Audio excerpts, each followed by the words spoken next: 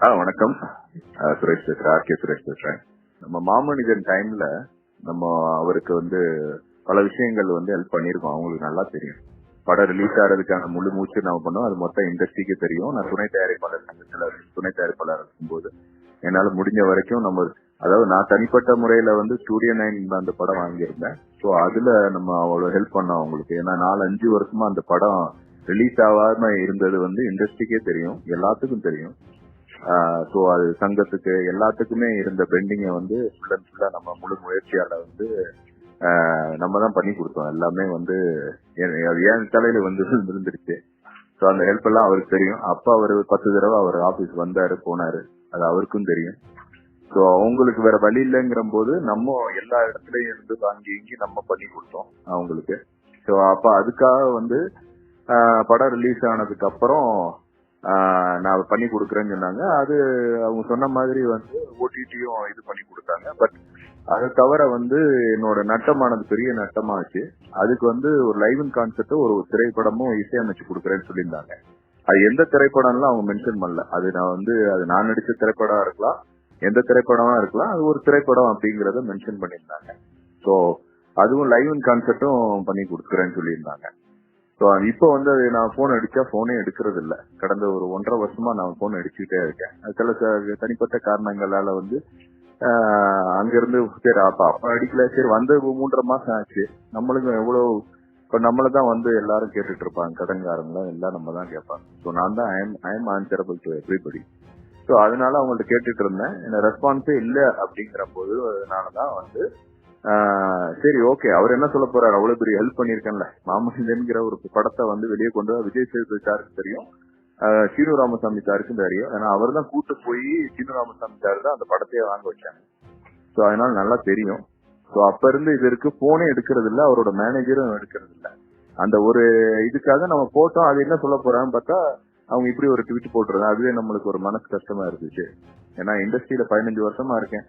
நம்ம எவ்வளவு பேருக்கு எவ்வளவு ஹெல்ப் பண்ணிருக்கோம், எல்லாத்துக்குமே தெரிஞ்ச விஷயம். அது இந்த மாதிரி சூழ்நிலையில நம்மளுக்கு இப்ப அது நம்ம படத்துக்கு இது பண்ணலங்கிற போது இதாயிடுச்சு, வேற ஒண்ணும் இல்ல.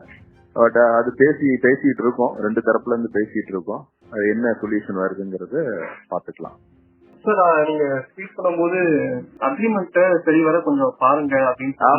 ஆமா அக்ரிமெண்ட் பண்ணி கொடுத்திருக்காரு அவரு. அக்ரிமெண்ட் அது பண்ணி கொடுத்திருக்காரு. சோ அவரு லைவ் இன் கான்செப்ட் பண்ணி கொடுத்துருக்கணும். போனே எடுக்கல, ரிப்ளையும் பண்ணல. 1-2 வருஷமா 1.5 வருஷமா ரிப்ளையும் பண்ணல.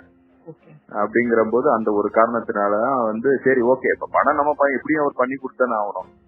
அது ஒரு படம் நம்ம இதுக்கு இசையமைச்சு இப்ப அவர் மன கஷ்டத்தோட வருது இல்லைன்னு சொன்னா அதுக்கு ஏத்த சொல்யூஷனை நான் எங்க தரப்புல இருந்து அவங்க தரப்புல இருந்து பேசிட்டு இருக்காங்க. ஒரு சொல்யூஷன்ல முடிவு நினைக்கிறேன், பாப்போம். Okay sir. இல்ல சார், அக்ரிமெண்ட்ல இப்போ பாக்கும்போது யுவன் சார் பார்க்காம கையெழுத்து போட்டுட்டாரா அப்படின்ற ஒரு கேள்வி இந்த இடத்துல வருது. இதுக்கு உங்களுடைய இல்ல அவர் 10-15 தடவை வீட்டுக்கு வந்திருக்காங்க, ஆபீஸ் வந்திருக்காங்க. அவங்க மனைவியும் கூட இருந்திருக்காங்க, அவரோட மேனேஜர் இருந்திருக்காங்க. எல்லாம் பார்த்துதானே பண்ணுவாங்க. ஏன்னா அவங்க கார்பரேட் செட்டப் வச்சிருக்காங்கல்ல யுவன் சார். அதனால அவங்க எல்லாமே பார்த்துதான் பண்ணுவாங்க.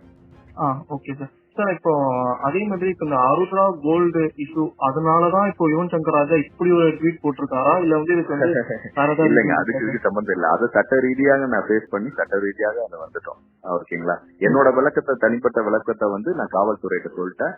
அவங்க தப்பு இருந்தா நம்மள இது பண்ணிருப்பாங்க. சோ என் பேர்ல தப்பு இல்ல அப்படின்னு ஒரே காரணத்துக்காக எந்த நடவடிக்கை எடுக்கல, அவ்வளவு.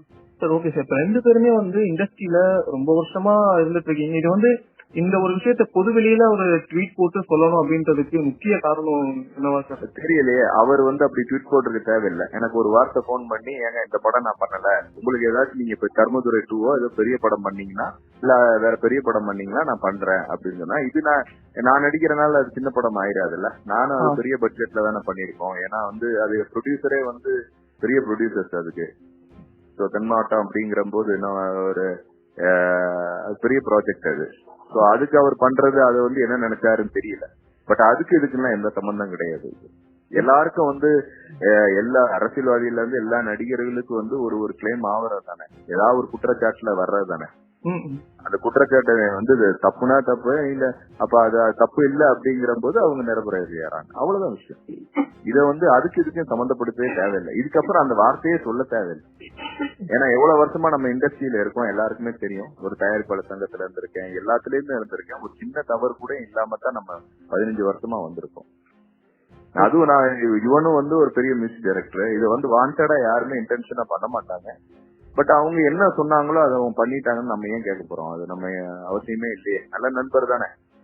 5 வருஷமா ரிலீஸ் பண்ணாத படத்தை வந்து பண்ண சந்தி டிவில இல்ல எல்லாத்துக்குமே தெரியும் தானே. அது ஸ்டூடியோ 9 வந்து ரிலீஸ் பண்ணலன்னா வேற யாருமே அதை பண்ணிருக்க முடியாதுங்கிறது எல்லாருக்கும் தெரிஞ்சதுதான். செய்திகளை உடனுக்குடன் தெரிந்து கொள்ள உடனே சப்ஸ்கிரைப் பண்ணுங்க.